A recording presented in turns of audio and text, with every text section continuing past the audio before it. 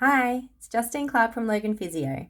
Today I'm going to talk to you about the difference between acute and chronic pain, and to keep it super simple, we are going to think of acute pain as pain that has occurred following an injury and generally lasting up to 6 weeks after the injury.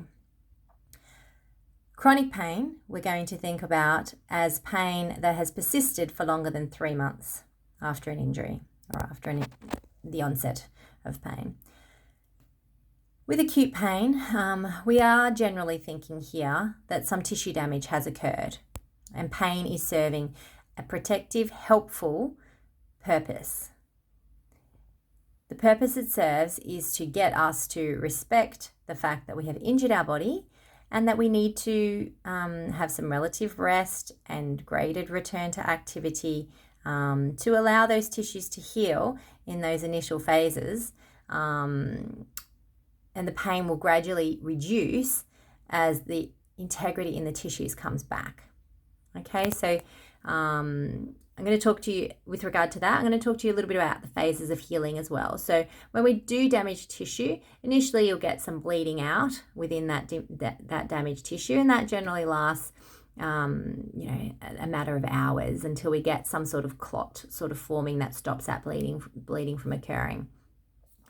We then switch into the inflammatory phase, where a whole bunch of inflammatory chemicals come into the area to do the jobs that they need to do. Okay, so there might be some swelling in the area. These inflammatory chemicals really sensitize the tissues so that we don't do any further damage. Okay, so we protect those tissues.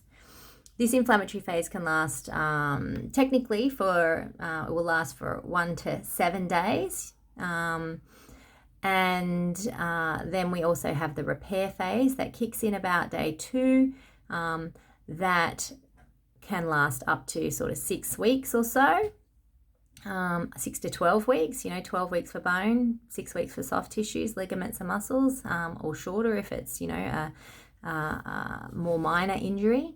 And then we have the remodeling phase. So the remodeling starts to occur about week 3, okay, and then that can continue for several months and even potentially years. For example, if you think about the case of a cut or a scar that you might have had on your body, you will know that scar will change over time, okay.